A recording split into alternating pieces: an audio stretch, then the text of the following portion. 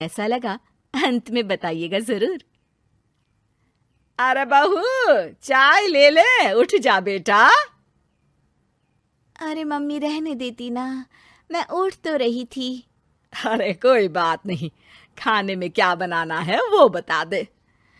देख लो माँ, कुछ भी जो ये कहे बना लेते हैं। बेटा मैंने तो जो सब्जी थी वो काट दी है, तू बस रोटियां बना लेना। ये हर रोज सुबह का सीन था ममता के ससुराल का। एक दिन पड़ोसन कहती है, अरे बहन जी, सारा दिन काम करती रहती हो, थकती नहीं क्या आप? बहू क्या करती रहती है सारा दिन?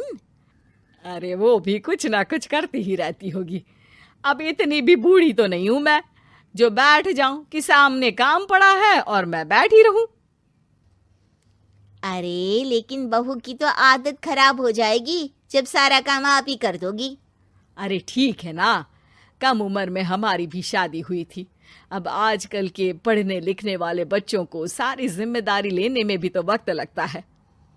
बहू है तो क्या हुआ, मेरी बेटी की उम्र की ही है ना। एक उसे भी देख लो, चाय बनाने के सिवा आता ही क्या है। ममता से सारी बात करती है। हाँ मम्मी जी ही ज्यादा काम करती हैं, इसमें कोई दो राय नहीं है। लेकिन मैं भी क्या करूं, ऑफिस और घर के बीच जो वक्त मिलता है उसी में काम कर लेते हैं, है ना? दिन बीत रहे थे। सास बहू के बीच की बॉन्डिंग अच्छी थी, लेकिन जब बहू माँ बनती है तो जो थोड़ा बहुत काम किया करती थी वो भी छोड़ देती है। बहू ये ले, तेरे लिए बनाया है, इसको खाने से बच्चा और तू दोनों स्वस्थ रहेंगे। ठीक है माँ जी। माँ जी, वो बच्चे के लिए गद्दे जो सूख रहे हैं ना छत पर, जरा ले आइए ना। तभी वहां पति आ जाता है। अरे माँ रुको, मैं ले आता हूँ, तुम मेरा खाना लगा दो। माँ किचन में चली जाती है। पता है, बगल वाली डॉली है ना, वो लोग हमारी साइड के हैं। उसकी सास ने तो उसकी हड्डियों को मजबूत करने वाले लड्डू बनाए हैं। उसे भी बच्चा हुआ है ना। पता नहीं मम्मी जी क्या पानी सा उबाल कर दे देती है, मैं तो बस वही खा लेती हूँ। अरे तो तुम्हारे साइड बनता है तो तुम अपनी माँ से बोल दो, वो बना देंगी। आहा, माँ की तबीयत ठीक नहीं रहती, तुम जानती हो ना, कैसे बनाएंगी वो? अरे क्या हो गया सासू माँ को, कल तक तो फेसबुक में किटी की फोटो डाल रही थी। अच्छा अच्छा चुप रहिए। डॉली की सास ने मनाया है, तुम लोगों का भी तो फर्ज बनता है। तभी वहां सास आ जाती है। ये ले बहू गर्म पानी की बोतल, गर्म पानी पीने से पेट अंदर हो जाएगा।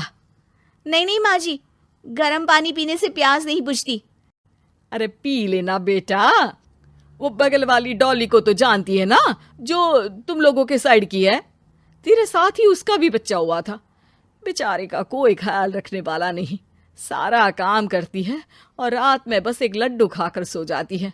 पेट तो लटक ही गया है और बच्चा तो कितना कमजोर सा है उसका। अच्छा माँ, क्या बात है, डॉली की ये हाल है?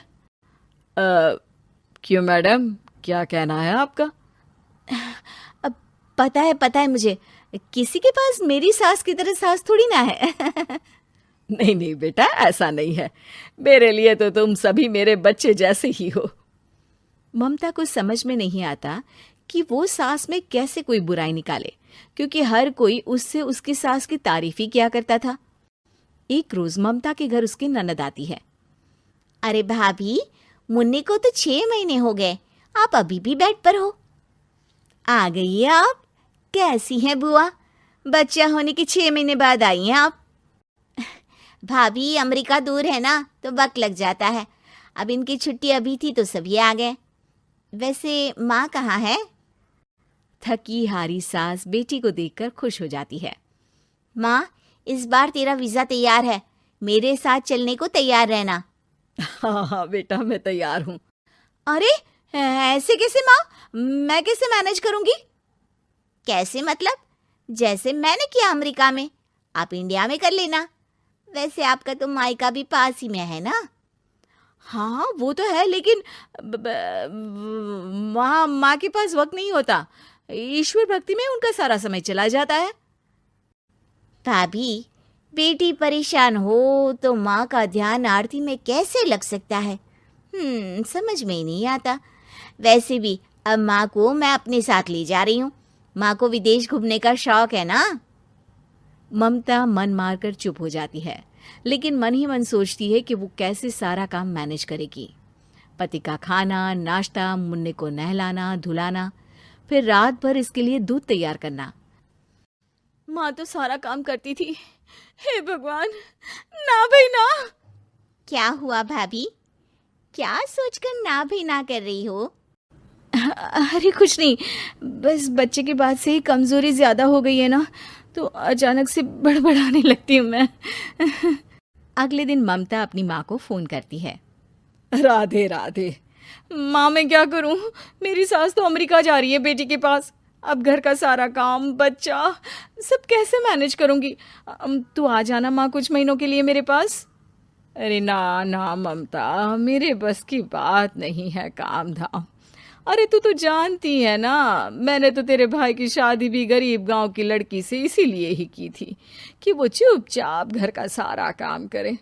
वैसे भी अब तो आदत भी नहीं रही मेरी काम करने की।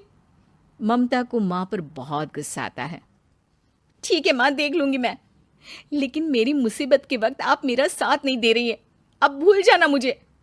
ममता गुस्से में आकर फोन रख देती है और रोने लगती है, लेकिन बेचारी करे भी तो क्या। अब सास और ननद दोनों घर का काम करते। नेहा आराम करती, लेकिन अब आराम में भी उसे चिंता रहती। और फिर वो दिन भी आ जाता है जब ननद का जाने का वक्त आ जाता है। भाभी मैं जा रही हूँ, अपना और मुन्ने का ख्याल रखना। ममता सास को देखती है और गले लगकर रोने लगती है। माँ जल्दी आ जाना। सास मुस्कुराकर कहती है, कहाँ से ममता, मैं कहीं नहीं जा रही। मैंने देखा कि मेरे जाने की बात से ही तू परेशान हो गई थी, इसीलिए मैंने अपना जाना कैंसिल कर दिया है। तू चिंता ना कर, मैं तेरे साथ ही रहूंगी। ममता को अपनी माँ की बात याद आती है कि कैसे उसके कहने पर भी ममता की परेशानी को समझने की बजाय उसने मना कर दिया, जबकि सास ने बिना कुछ कहे बहू की समस्या पढ़ ली। हाँ माँ, हम सब साथ चलेंगे बाद में दीदी के घर अमेरिका। आज से आप रानी बनकर रहना और मुन्ने को देखना। मैं समझ चुकी हूँ कि मेरा फर्ज क्या है।